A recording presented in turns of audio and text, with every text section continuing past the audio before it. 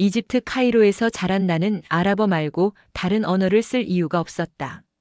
한국어를 배우게 될 줄은 더더욱 몰랐다. 사람들은 묻는다. 왜 하필 한국이냐고. 하지만 그 질문을 들을 때마다 나는 대답을 미뤘다. 이 이야기는 한류가 좋아서 시작된 이야기가 아니다. 존엄이 무엇인지, 약속이 왜 무거운지 처음으로 깨달았던 순간에 대한 기록이다. 그리고 그 언어가 한국어였다. 잠깐 이야기에 앞서 구독과 좋아요, 알림 설정은 영상을 만드는데 큰 힘이 됩니다. 저는 아흐메드 하산입니다. 이집트 카이로 외곽의 작은 동네에서 태어나 자랐죠. 집은 좁았고 여름이면 선풍기 하나로 버텼어요. 50도를 넘나드는 더위 속에서 땀을 흘리며 살았습니다. 아버지는 택시 운전을 하셨고 어머니는 집에서 옷수선 일을 하셨어요. 평범한 가정이었습니다. 특별할 것 없는 삶이었죠. 어렸을 때 저는 아버지의 택시에 자주 탔어요. 학교 갈 때, 학원 갈 때. 아버지는 운전하면서 말씀이 별로 없으셨어요. 그냥 라디오만 틀어놓으셨죠. 아랍어 뉴스가 나왔어요. 정치, 경제, 사건, 사고. 저는 지루했지만 아버지는 집중해서 들으셨어요. 대학 입학 전날 밤 아버지는 제 어깨에 손을 얹으셨어요. 말씀이 없으셨죠. 그냥 눈으로 말씀하셨습니다. 열심히 하라고. 기회를 헛되이 쓰지 말라고. 저는 고개를 끄덕였어요. 그 손의 무게를 느꼈어요. 거칠었지만 따뜻했어요. 대학에 들어갔을 때 친구들은 모두 영어나 프랑스어를 선택했습니다. 당연한 선택이었죠. 취업에 도움이 되고 세계 어디서나 통하는 언어니까요. 학과 선배들도 같은 말을 했어요. 영어 없이는 아무것도 할 수 없다고. 프랑스어는 교양이라고. 저도 처음엔 영어를 택하려 했어요. 의심할 여지가 없었죠. 그런데 교양 과목 목록을 보다가 이상한 단어 하나를 발견했습니다. 한국어. 처음 듣는 이름이었어요. 한국이라는 나라도 처음 들었고요. 친구에게 물었죠. 저 나라가 어디냐고. 뭐 하는 나라냐고. 친구는 고개를 저었습니다. 자기도 모른다고. 들어본 적 없다고. 다른 친구들한테도 물어봤어요. 다들 몰랐어요. 그날 밤 저는 도서관에 남아서 인터넷을 뒤졌어요. 한국이라는 나라가 어디 있는지, 무슨 언어를 쓰는지, 왜 중요한지. 검색 결과는 많지 않았습니다. 작은 나라였어요. 아시아 어딘가에 있다고 했죠. 경제는 괜찮다고 했지만 그게 왜 우리 대학에서 가르치는지 이해되지 않았어요. 석유도 없고 피라미드도 없잖아요. 지도를 펼쳐봤습니다. 중국 옆, 일본 옆에 작은 반도 하나. 이집트에서는 너무 멀었어요. 문화적으로도 전혀 연결고리가 없었죠. 우리는 아랍 문화권이고 저기는 아시아잖아요. 종교도 다르고 언어도 다르고 역사적으로 만난 적도 없었어요. 저는 화면을 끄려다가 멈췄어요. 이상한 글자가 눈에 들어왔어요. 동그라미와 네모가 섞인 문자. 신기했어요. 아랍어는 흘려 쓰는데 저건 블록처럼 쌓여 있었어요. 마치 레고 같았죠. 저는 확대해서 봤어요. 정말 네모 안에 동그라미, 선, 점이 들어가 있었어요. 솔직히 말하면 처음엔 웃음이 나왔습니다. 영어도 제대로 못하는데 왜 저런 걸 배우나 싶었어요. 친구들한테 말했다간 비웃음 살 것 같았죠. 실용적이지도 않고 들어본 사람도 없고. 하지만 이상하게 마음에 걸렸습니다. 왜 거기 있을까? 필요 없으면 없앴을 텐데. 아니면 아예 개설하지 않았겠죠. 밤이 깊어갔어요. 기숙사로 돌아가야 하는데 발이 안 떨어졌어요. 계속 그 문자를 봤어요. 이상했어요. 낯선 데 끌렸어요. 다음 날 아침 저는 등록 사무실에 갔어요. 손에 신청서를 들고 있었죠. 직원이 물었습니다. 영어 아니냐고. 다들 영어 하던데. 저는 고개를 저었어요. 한국어요. 직원은 눈을 크게 떴어요. 확실하냐고. 나중에 후회한다고. 저는 대답했어요. 네, 확실해요.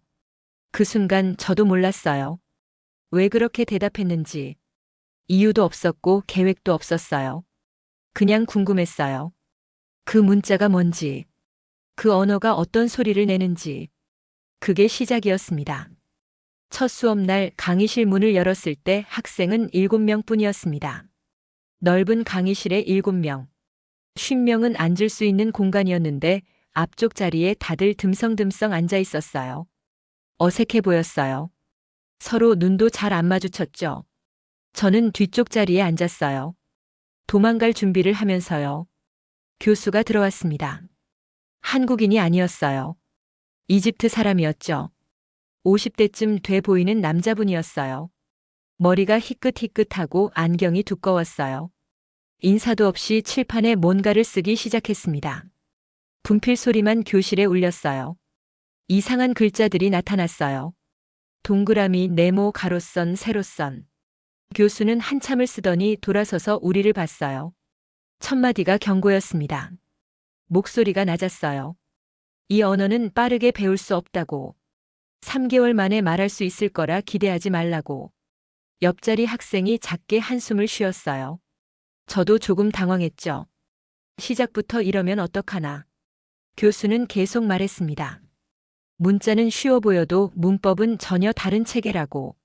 존댓말과 반말이 따로 있고 나이와 관계에 따라 말이 달라진다고. 문장 끝에 가야 의미가 완성되고 주어를 생략하는 경우가 많다고. 심지어 같은 단어도 상황에 따라 의미가 바뀐다고. 저는 공책에 적었어요. 복잡하네. 정말 복잡하네. 하지만 그 말이 이상하게 마음에 남았어요. 쉽지 않다는 말이 오히려 진짜 같았기 때문입니다. 세상에 쉬운 건 대부분 가짜거든요. 제대로 된 건 다 어려웠어요. 아버지 일도 어렵고 공부도 어렵고 살아가는 것도 어려웠잖아요. 교수는 칠판에 쓴 글자를 가리키며 설명했습니다. 이 문자의 이름은 한글이라고. 훈민정음이라고도 부른다고. 15세기에 세종대왕이라는 왕이 직접 만들었다고. 백성들이 글을 읽지 못해서 만들었다고. 그 왕은 학자들을 모아서 3년 동안 연구했고 28개 글자를 완성했다고. 1443년에 창제하고 1446년에 반포했다고. 저는 펜을 놓고 교수를 봤습니다. 왕이 백성을 위해 글자를 만들었다고요? 직접요? 학자들을 모아서요? 그런 일이 가능한가요? 저는 역사를 좋아했지만 그런 이야기는 들어본 적이 없었어요. 파라오는 피라미드를 지었지만 백성을 위해서는 아니었잖아요. 자기 무덤이었죠. 교수가 계속 설명했어요. 아랍어는 오래전부터 있었지만 누가 누구를 위해 만든 건 아니었어요.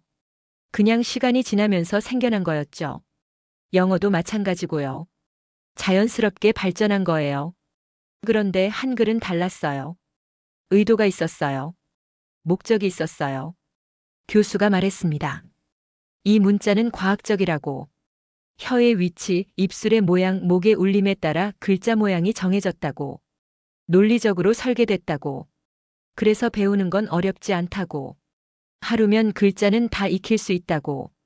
하지만 쓰는 건 다르다고. 쓰려면 문화를 알아야 한다고. 그날 밤 저는 기숙사 방에서 한국 문자를 계속 따라 썼습니다. 기역, 니은, 디귿, 리을, 미음, 비읍, 시옷. 손으로 쓰니까 이상하게 편했어요. 논리적이었어요. 소리 나는 대로 쓰면 됐으니까요. 아랍어는 연결해서 써야 하고 위치에 따라 모양이 바뀌는데 한글은 그냥 조합하면 됐어요. 블록 쌓듯이. 저는 계속 썼어요. 1시간, 2시간. 룸메이트가 들어와서 물었습니다. 뭐 하냐고. 뭔 주문이냐고. 저는 대답 안 했어요. 그냥 계속 썼죠. 아, 오, 우, 이. 신기했어요. 이렇게 단순한데 이렇게 많은 소리를 낼 수 있다니. 나 다 알아. 조합하니까 단어가 됐어요. 마치 퍼즐 같았어요. 저는 웃었어요. 재미있었어요. 처음으로 언어가 재미있다고 느꼈어요. 그때 처음 느꼈습니다. 이 언어에는 뭔가 다른 게 있다고. 단순하지만 깊었어요. 쉬워 보이지만 복잡했고요. 아랍어처럼 화려하지 않았지만 단단했어요. 저는 그날 밤 늦게까지 자지 못했어요. 머릿속에 계속 그 글자들이 떠올랐어요. 동그라미, 네모, 선들이 춤추는 것 같았어요. 한 달쯤 지났을 때 교수가 과제를 냈습니다. 한국 드라마를 하나 보고 느낀 점을 아랍어로 쓰라고. 한 페이지 이상. 뭐든 좋으니 하나 골라서 보라고. 저는 귀찮았어요. 드라마라니. 저는 뉴스나 다큐멘터리만 보는 사람이었거든요. 드라마는 시간 낭비라고 생각했어요. 가짜 이야기잖아요. 현실이 아니잖아요. 하지만 과제니까 어쩔 수 없었죠. 밤에 기숙사로 돌아와서 인터넷을 뒤졌어요. 자막 있는 한국 드라마를 찾았습니다. 여러 개가 나왔는데 제목이 다 이상했어요. 별에서 온 그대, 도깨비, 응답하라, 1988 미스터 션샤인. 뭔 소린지 하나도 모르겠더라고요. 도깨비가 뭐야? 별에서 왔다고? 결국 포스터가 제일 평범해 보이는 걸 골랐습니다. 가족 이야기였어요. 집 안 풍경, 밥상, 소파. 평범해 보였어요. 제목은 기억 안 나요. 중요하지 않았으니까. 그냥 빨리 보고 과제나 내야 하는 거였어요. 처음 10분은 지루했습니다. 평범한 가족, 평범한 집, 평범한 대화. 아버지, 어머니, 아들, 딸. 밥 먹는 장면. 출근하는 장면. 아침 풍경. 저는 핸드폰을 만지작거렸어요. 빨리 끝나길 바랐죠. 2배속으로 볼까 생각도 했어요. 그런데 이상한 장면이 나왔어요. 젊은 아들이 부모에게 밥을 차려드리는 장면. 25살쯤 돼 보이는 남자가 앞치마를 두르고 부엌에서 국을 끓이고 있었어요. 그리고 상을 차렸죠. 김치, 반찬, 밥, 국. 조심스럽게 하나하나 놓았어요. 부모는 아무 말 없이 앉았고 아들은 숟가락을 바르게 놓았어요. 그리고 물을 따라드렸어요. 저는 영상을 멈췄어요. 다시 봤어요. 우리 집도 그랬거든요. 제가 대학 들어가기 전까지 저는 아버지 밥상을 차렸어요. 어머니가 바쁠 때는 제가 했죠. 그게 자연스러웠어요. 아들이 하는 거니까. 장남이니까. 그런데 그게 한국에도 있었어요. 똑같았어요. 다음 장면은 더 놀라웠습니다. 주인공이 친구와 약속을 했는데 갑자기 전화가 온 거예요. 아버지가 쓰러졌다는 거예요. 병원에 가야 한다고. 주인공은 얼굴이 하얘졌어요. 친구는 말했죠. 빨리 가라고. 약속은 다음에 하자고.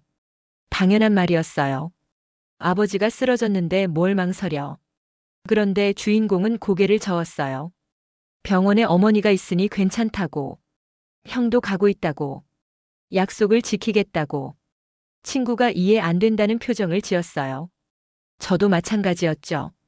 아버지가 쓰러졌는데 약속이 뭐가 중요해. 이건 좀 이상한데. 그런데 나중에 이유가 나왔어요. 그 약속은 1년 전에 한 거였어요. 친구 아버지 제사날이었어요. 친구는 가족이 없어서 혼자 제사를 지냈대요. 주인공은 그날 꼭 가겠다고 약속했었죠. 친구 혼자 두지 않겠다고. 1년 동안 잊지 않고 기억했어요. 그래서 지킨 거였어요. 저는 화면을 멈추고 한참을 생각했습니다. 이게 드라마인가 현실인가? 과장된 거 아닌가? 실제로 이런 사람이 있나? 그런데 이상하게 거짓말 같지 않았어요. 우리 아버지가 살아온 방식과 너무 닮아 있었거든요. 아버지도 약속은 무조건 지키셨어요. 한 번은 택시 손님이 잊고 간 지갑을 돌려주러 새벽에 그 집까지 갔었어요. 1시간 거리였는데도 새벽 3시에 일어나서 갔어요. 제가 물었죠. 왜 그렇게까지 하냐고. 그냥 경찰에 맡기면 되잖아요. 내일 낮에 가도 되잖아요. 아버지는 짧게 대답하셨어요. 약속했으니까. 손님이 내일 아침에 찾으러 오겠다고 했으니까. 내가 가져다 주겠다고 했으니까. 그게 끝이었어요. 더 이상 설명 없었어요.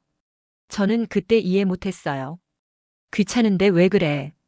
돈도 안 되는데. 그냥 편한 방법 선택하면 되잖아. 지금은 알겠어요. 약속은 편의의 문제가 아니었어요. 사람의 문제였어요. 내가 한 말의 문제였어요. 그날 밤 저는 드라마를 끝까지 봤습니다. 과제 때문이 아니었어요. 그냥 보고 싶었어요. 16개 에피소드를 이틀 만에 다 봤어요. 수업도 빠졌어요. 밥도 대충 먹었어요. 계속 봤어요. 이상하게 익숙했어요. 낯선 나라, 낯선 언어, 낯선 얼굴들이었는데 익숙했어요. 그들이 밥 먹는 방식, 어른한테 말하는 태도, 약속을 대하는 자세. 우리 집과 같았어요. 우리 아버지와 같았어요. 저는 왜 한국어에 끌리는지 스스로 분석해 봤습니다. 논리적으로 생각하고 싶었어요. 단순히 신기해서 재미있어서는 아니었거든요. 뭔가 더 깊은 이유가 있을 것 같았어요. 공학을 전공하는 사람답게 데이터를 모으기로 했어요. 공책을 꺼내서 쓰기 시작했습니다. 한국어를 배우면서 발견한 것들, 관찰 사항들, 패턴들. 첫 번째 발견. 이 언어에는 핑계가 적었습니다. 아랍어로 말할 때는 이유를 먼저 대는 경우가 많아요. 왜 못했는지, 누구 때문인지, 무엇이 문제였는지, 상황이 어땠는지. 그게 자연스러웠어요. 설명이 중요했죠. 이해받아야 했어요. 그런데 한국어는 달랐습니다. 교수가 예문을 보여줬을 때 느꼈어요. 못했으면 못했다고 먼저 말하고 그 다음에 이유를 말했어요. 순서가 반대였죠. 책임이 먼저, 설명이 나중. 심지어 이유를 아예 안 말하는 경우도 많았어요. 그냥 못했습니다. 죄송합니다. 끝. 처음엔 이상했어요. 이유를 말해야 이해하잖아요. 상황을 설명해야 공감하잖아요. 그런데 생각해보니 이해가 필요 없는 거였어요. 못한 건 못한 거니까. 이유가 모든 결과는 같으니까. 상대방은 결과를 받아야 하니까. 두 번째 발견. 감정보다 상황을 먼저 봤어요. 한국어로 말할 때는 내 기분을 바로 말하지 않았습니다. 아랍어로는 화나면 바로 화났다고 말해요. 슬프면 슬프다고 하고요. 기쁘면 기쁘다고 하고요. 직접적이에요. 솔직한 거죠. 감정을 숨기지 않는 게 정직한 거라고 배웠어요. 그런데 한국어는 돌아갔어요. 지금 상황이 어떤지, 상대가 어떤 상태인지 먼저 살폈어요. 존댓말과 반말을 나누는 것도 그래서였죠. 상대를 먼저 본 거예요. 내가 어떻게 느끼는지보다 상대가 어떤 위치인지가 먼저였어요. 교수가 설명했어요. 한국에서는 나이, 직급, 관계에 따라 말이 달라진다고. 같은 내용도 상대에 따라 표현이 바뀐다고. 처음엔 복잡하다고 생각했어요. 왜 이렇게 신경 써야 하나? 그냥 하고 싶은 말 하면 안 되나? 그런데 나중에 깨달았죠. 이건 상대를 존중하는 방식이라고. 내가 편한 게 아니라 상대가 편한 게 우선이라고. 내 감정을 표현하는 것보다 상대를 배려하는 게 먼저라고. 세 번째 발견. 말을 아꼈습니다. 한국어는 짧았어요. 길게 설명하지 않고 핵심만 말했죠. 그리고 나머지는 행동으로 보여줬어요. 말과 행동의 비율이 달랐어요. 한 번은 교수가 영상을 보여줬어요. 한국 회사 회의 장면이었어요. 한 사람이 발표하는데 엄청 짧았어요. 5분 만에 끝났어요. 그런데 그 사람은 문서를 준비해 왔더라고요. 두꺼운 자료를. 그래프, 표, 데이터가 가득했어요. 말은 짧게 하고 자료는 자세하게 만들어 온 거예요. 저는 놀랐어요. 보통 반대잖아요. 말을 많이 하고 자료는 간단하게. 프레젠테이션이 중요하잖아요. 말을 잘하는 게 능력이잖아요. 그런데 여기는 달랐어요. 말보다 자료가 중요했어요. 말보다 결과가 중요했고요. 화려한 프레젠테이션보다 정확한 데이터가 중요했어요. 저는 공책에 계속 적었습니다. 이건 단순한 언어가 아니라고. 문화라고. 아니, 철학에 가까웠어요. 사람을 대하는 태도가 언어 안에 다 들어있었어요. 말하는 방식이 곧 사는 방식이었어요. 언어가 곧 가치관이었어요. 그때 깨달았습니다. 제가 배우고 있는 건 단어가 아니라 사람을 보는 방식이라는 걸, 세상을 이해하는 틀이라는 걸, 문제를 푸는 방법이라는 걸. 밤늦게까지 공책에 계속 썼어요. 한국어는 뭐가 다른가? 왜 끌리는가? 무엇을 가르치는가? 답은 하나였어요. 이 언어는 사람을 중심에 두고 있었어요. 내가 아니라 우리를, 말이 아니라 행동을, 감정이 아니라 책임을, 화려함이 아니라 진실을. 교수가 한 말이 떠올랐어요. 언어는 도구가 아니라고. 거울이라고. 그 언어를 쓰는 사람들의 마음을 비추는 거울이라고. 한국어라는 거울에는 뭐가 비칠까? 조용한 책임감, 말없는 존중, 화려하지 않은 진심. 저는 그날 밤 결심했어요. 이 언어를 제대로 배우겠다고. 시험 점수를 위해서가 아니라 그 거울 속을 들여다보기 위해서. 학기 말 교수는 발표 과제를 냈습니다. 한국어로 3분 발표. 주제는 자유. 자신이 중요하게 생각하는 것에 대해 말하라고. 한국어로 생각하고 한국어로 표현하라고. 저는 일주일 동안 고민했어요. 뭘 말하지? 한국 문화? 아니야, 너무 뻔해. 한국 역사? 아직 잘 몰라. 케이팝? 관심 없어. 한국 음식? 먹어본 적도 없는데. 결국 제 아버지 이야기를 하기로 했습니다. 아버지가 약속을 지키는 방식. 그게 한국 드라마에서 본 것과 닮아 있다는 것. 한국어를 배우면서 아버지를 다시 보게 됐다는 것. 그걸 한국어로 말하고 싶었어요. 준비하면서 신기한 경험을 했어요. 아랍어로 쓸 때와 한국어로 쓸 때가 완전히 달랐어요. 아랍어로 쓰면 감정이 먼저 나왔어요. 아버지가 얼마나 대단한 분인지, 얼마나 존경스러운지, 얼마나 위대한지.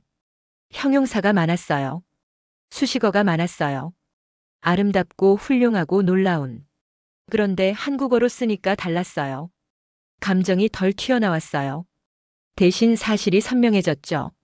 아버지가 뭘 하셨는지, 어떻게 행동하셨는지, 언제 그러셨는지. 동사가 많았어요. 구체적인 행동들. 일어나셨다, 운전하셨다, 돌려주셨다, 약속하셨다. 발표날 저는 떨렸습니다. 아침부터 손에 땀이 났어요. 발음도 확신이 없고 문법도 맞는지 모르겠고. 원고를 100번도 넘게 읽었어요. 그래도 자신이 없었어요. 앞 사람들이 발표할 때 계속 불안했어요. 제 차례가 왔어요. 일어나서 앞으로 갔어요. 다리가 떨렸어요. 교수가 고개를 끄덕였어요. 시작하라고. 저는 한숨을 크게 쉬었어요. 시작했습니다. 저는 아흐메드 하산입니다. 목소리가 떨렸어요. 오늘 제 아버지 이야기를 하고 싶습니다. 손이 떨렸어요. 하지만 계속했어요. 제 아버지는 택시 기사입니다. 매일 일합니다. 약속을 지킵니다. 문장이 짧았어요. 완벽하지 않았어요. 조사도 틀렸고 발음도 이상했어요. 그런데 신기하게 말이 나왔어요. 한 문장 하고 나면 다음 문장이 나왔어요. 계속 나왔어요. 멈추지 않았어요. 아버지가 지갑을 돌려준 이야기를 했어요. 새벽에 1시간 운전해서 간 이야기. 손님이 고맙다고 했지만 아버지는 당연하다고 한 이야기. 약속했으니까요. 말씀하셨습니다. 그렇게 사십니다. 제 아버지는 3분이 금방 지나갔어요. 끝났어요. 저는 고개를 숙여 인사했어요. 감사합니다. 한국어로 했어요. 자리로 돌아갔어요. 얼굴이 화끈거렸어요. 잘한 것 같지 않았어요. 친구들 표정도 애매했고요. 박수도 그냥 예의상 치는 것 같았어요. 교수가 모든 발표가 끝난 후 한 명씩 피드백했습니다. 제 차례가 왔어요. 교수가 말했습니다. 아흐메드, 내 발표는 정확하지 않았다고. 문법이 틀린 곳이 여러 군데 있었고 발음도 어색했다고. 조사 사용이 부자연스러웠다고. 저는 고개를 숙였어요. 역시 못했구나. 역시 아직 멀었구나. 다른 친구들은 훨씬 유창했는데. 저만 더듬거렸는데. 그런데 교수가 계속 말했어요. 하지만 의미는 분명했다고. 내가 말하고 싶은 게 뭔지 정확히 알았다고. 진심이 전해졌다고. 내 아버지에 대한 존경이 느껴졌다고. 그게 더 중요하다고. 저는 고개를 들었어요. 교수가 웃고 있었어요. 부드러운 미소였어요. 언어는 완벽함이 아니라고. 전달이라고. 내 마음이 전해지면 성공한 거라고. 문법은 나중에 고치면 돼. 하지만 진심은 지금 있어야 해. 그 순간 충격을 받았어요. 언어는 완벽해야 한다고 생각했거든요. 시험에서 100점 받아야 한다고. 원어민처럼 말해야 한다고.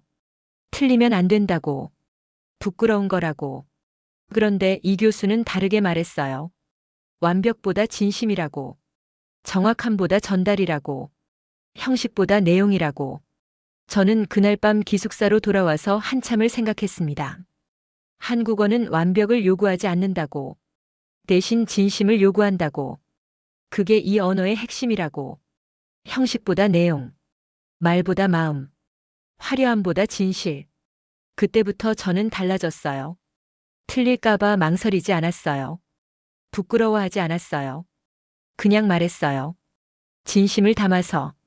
어설퍼도 괜찮았어요. 전달되면 됐으니까. 이해되면 됐으니까. 한국어는 제게 용기를 줬어요.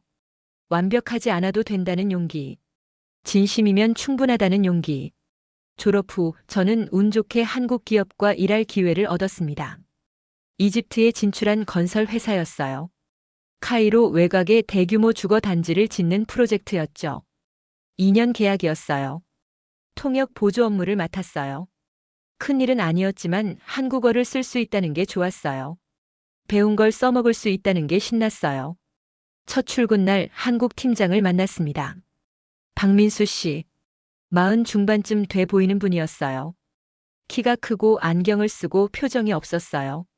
정장을 단정하게 입고 계셨어요. 넥타이가 반듯했어요. 인사를 했어요. 저는 아흐메드입니다. 잘 부탁드립니다. 한국어로 말했죠. 4년 공부한 한국어를 처음으로 현장에서 쓰는 순간이었어요. 팀장은 고개만 끄덕였어요. 말이 없었어요. 그냥 자리를 가리켰어요. 거기 앉아. 저는 당황했어요. 보통 이집트에서는 첫날에 차 마시면서 이야기하거든요. 어디 사는지, 가족은 어떤지, 취미는 뭔지, 어떻게 한국어 배웠는지. 그게 예의였어요. 그게 시작이었어요. 그런데 여기는 달랐어요. 인사 끝. 일 시작. 저는 어색했지만 앉았어요. 팀장은 서류 뭉치를 건네줬어요. 이거 번역해. 오늘 안에. 저는 받았어요. 두꺼웠어요. 한 50페이지는 됐어요. 오늘 안에요? 네, 오늘 안에. 저는 당황했지만 시작했어요.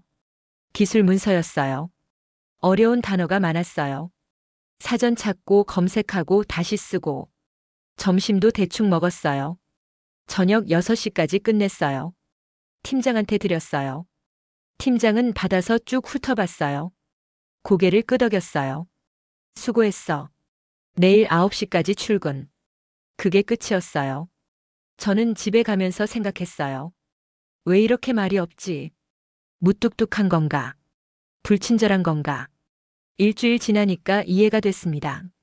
그 팀장은 말은 적었지만 약속은 완벽하게 지켰어요.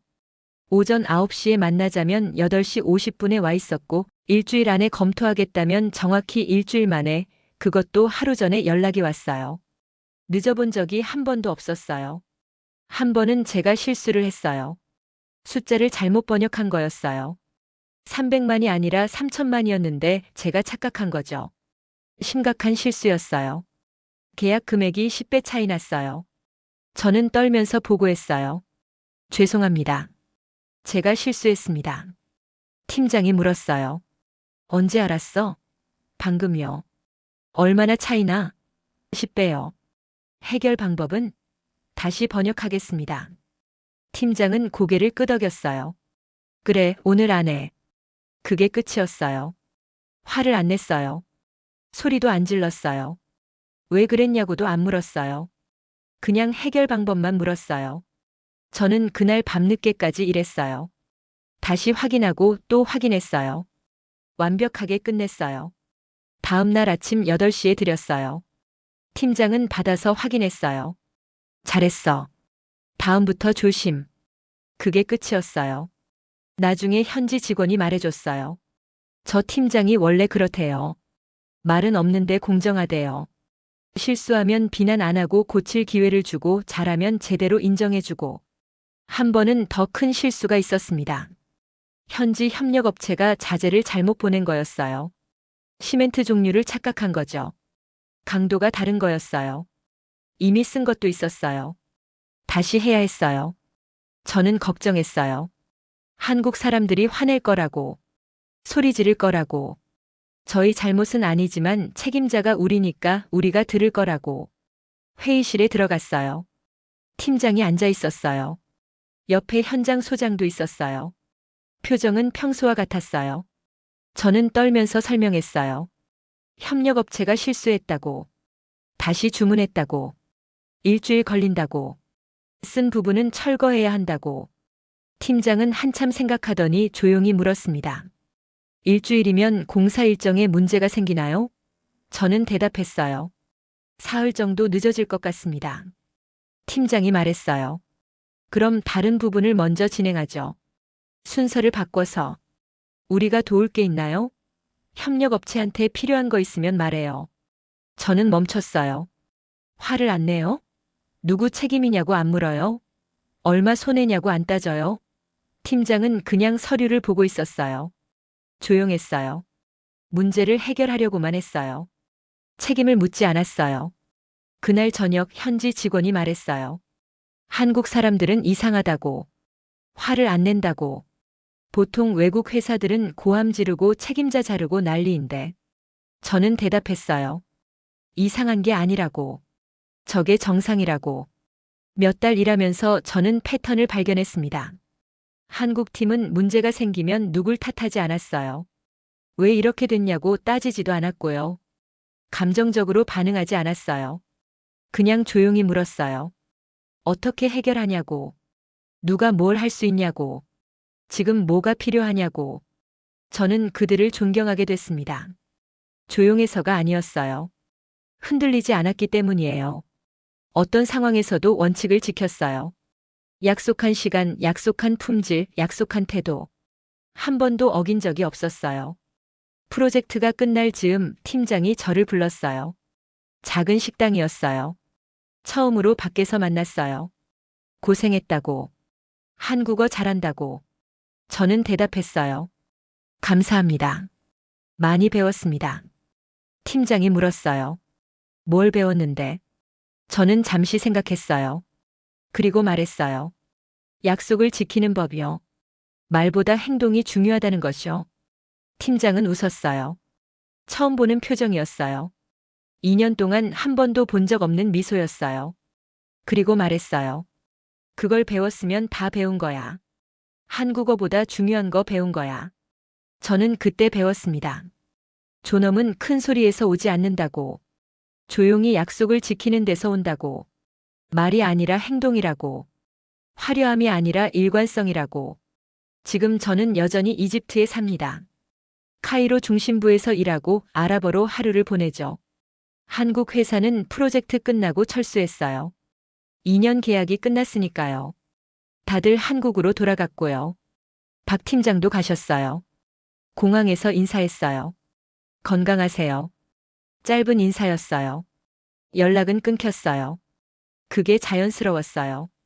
일이 끝났으니까. 각자 자기 삶을 사니까. SNS도 안 했어요. 카톡도 안 했어요. 그냥 끝이었어요. 깔끔했어요. 하지만 이상한 일이 생겼습니다. 하루가 끝나고 집에 돌아왔을 때, 혼자 있을 때, 저는 한국어로 생각하게 됐어요. 의식하지 않았는데 그렇게 됐어요. 오늘 뭘 했는지, 뭘 잘했는지, 뭘 못했는지. 한국어로 정리하면 머리가 맑아졌어요. 복잡한 게 단순해졌어요. 친구들이 이상하다고 했습니다. 카페에서 만났을 때였어요. 제가 혼자 중얼거리고 있었대요. 무슨 말을 하는 거냐고. 저는 깜짝 놀랐어요. 제가 중얼거렸어요? 친구가 웃었어요. 무슨 주문 외우냐고. 그때 깨달았어요. 제가 한국어로 혼잣말을 하고 있었다는 걸. 무의식적으로. 자연스럽게. 저는 설명하지 못했어요. 그냥 편하다고만 했죠. 친구들은 고개를 저었어요. 한국 사람도 아닌데 왜 그러냐고. 이상하다고. 어느 날 정확히 깨달았습니다. 왜 한국어로 생각하는지. 한국어로 생각하면 핑계가 줄어든다는 걸. 아랍어로 생각할 때는 문제가 생기면 이유부터 찾았어요. 왜 이렇게 됐는지, 누구 탓인지, 무엇 때문인지.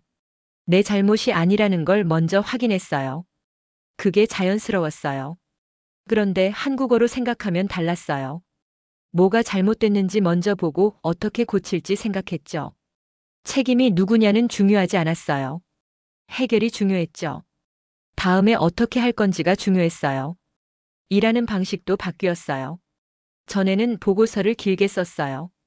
왜 이렇게 됐는지, 누가 뭘 했는지, 과정이 어땠는지, 어떤 어려움이 있었는지. 자세하게 쓰는 게 성실한 거라고 생각했어요. 많이 쓰는 게 열심히 한 거라고. 그런데 지금은 짧게 써요. 결과가 뭔지, 다음에 뭘 할 건지, 누가 뭘 하면 되는지. 핵심만 써요. 한 페이지로 줄였어요. 상사가 놀랐어요. 내 보고서가 읽기 편해졌다고. 명확해졌다고. 저는 웃었어요. 한국어 배워서 그래요. 말을 아끼는 법 배웠어요. 회의 때도 달라졌어요. 전에는 말을 많이 했어요. 제 생각을 다 설명하려고 했어요. 배경, 이유, 과정, 모든 걸 말했어요. 그래야 이해받는다고 생각했어요. 그런데 지금은 핵심만 말해요. 제안, 이유, 다음 단계. 3분이면 끝나요. 동료들이 좋아해요. 회의가 짧아졌다고. 그 언어가 저를 조금 더 단단하게 만들었습니다. 말보다 행동을 먼저 생각하게 됐고 약속을 더 무겁게 여기게 됐어요. 감정보다 상황을 먼저 보게 됐고요. 화려함보다 실용을 선택하게 됐어요. 한 번은 아버지와 차를 마시다가 말했습니다. 우리 집 거실이었어요. 저녁 시간이었죠. 제가 한국어 배우길 잘했다고. 많이 배웠다고. 인생이 바뀌었다고.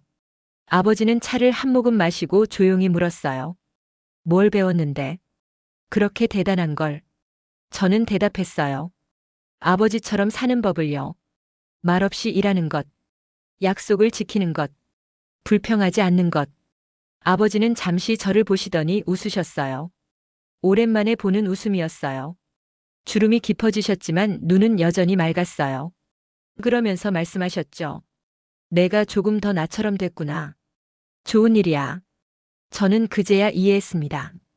제가 한국어에서 배운 게 사실 우리 아버지가 평생 보여주신 것과 같았다는 걸. 말없이 일하는 것. 약속을 지키는 것. 불평하지 않는 것. 묵묵히 책임지는 것. 한국어는 저에게 아버지를 다시 보게 해줬어요.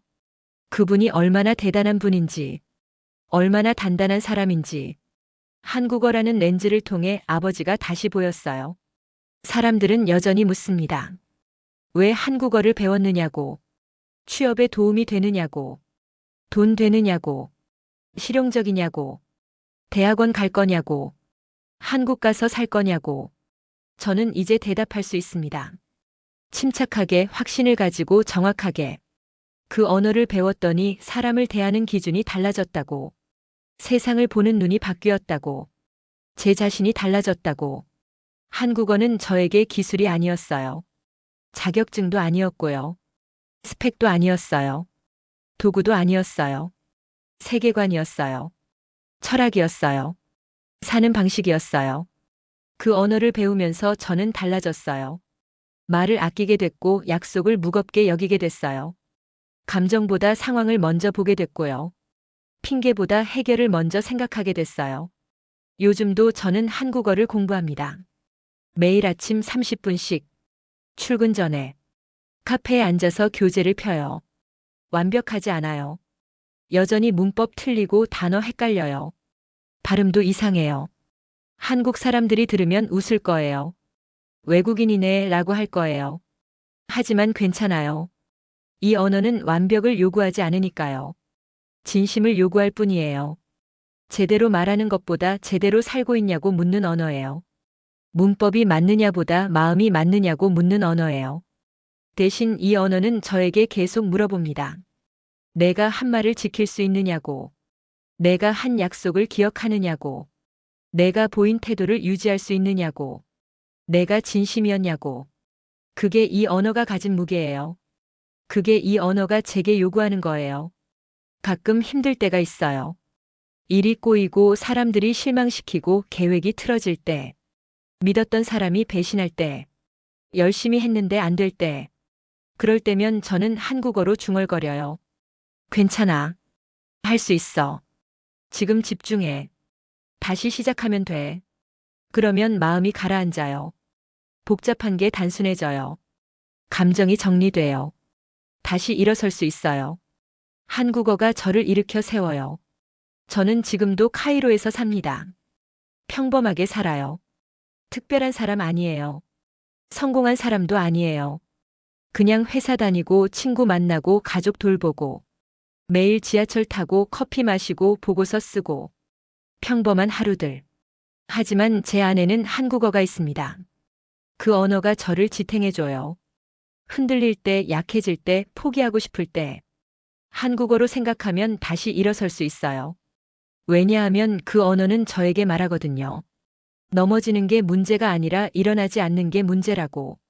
실수하는 게 문제가 아니라 고치지 않는 게 문제라고. 그래서 저는 사람들에게 말합니다. 언어를 배우는 건 단어를 외우는 게 아니라고. 시험 점수를 받는 게 아니라고. 그 나라 사람들이 세상을 보는 눈을 갖는 거라고. 그들이 사는 방식을 배우는 거라고. 그들의 가치를 이해하는 거라고. 영어를 배우면 세계를 알게 돼요. 넓은 세상을 보게 되죠. 프랑스어를 배우면 문화를 알게 되고요. 예술을 이해하게 되고요. 중국어를 배우면 역사를 알게 돼요. 깊은 전통을 보게 되고요. 그런데 한국어를 배우면 사람을 알게 돼요. 약속이 뭔지, 책임이 뭔지, 존엄이 뭔지, 말없이 버티는 힘이 뭔지, 조용한 용기가 뭔지, 그리고 한국어는 제게 그 눈을 줬습니다. 사람을 보는 눈, 약속을 지키는 마음, 말없이 버티는 힘, 화려하지 않지만 단단한 중심. 그게 저에게 한국어가 의미하는 것입니다. 제 인생을 바꾼 것, 제 아버지를 다시 보게 한 것, 저를 조금 더 나은 사람으로 만든 것, 그리고 그 여정은 아직 끝나지 않았습니다. 매일 아침 저는 다시 시작해요. 한국어 교재를 펴고 단어를 외우고 문장을 만들고, 완벽해질 수는 없겠지만 진심을 다할 수는 있으니까요. 여러분, 이 이야기는 단순한 언어 학습기가 아니었습니다. 한 나라의 말은 그 나라가 사람을 대하는 방식이었습니다. 이집트 청년인 제가 한국어에서 배운 건 문법이 아니라 태도였습니다.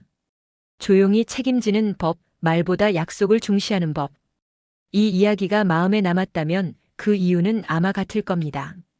오늘 이야기에 감동하셨다면 좋아요와 구독 버튼 한번 눌러주세요. 더 많은 감동적인 이야기를 전해드리겠습니다. 지금까지 별빛 사연소였습니다.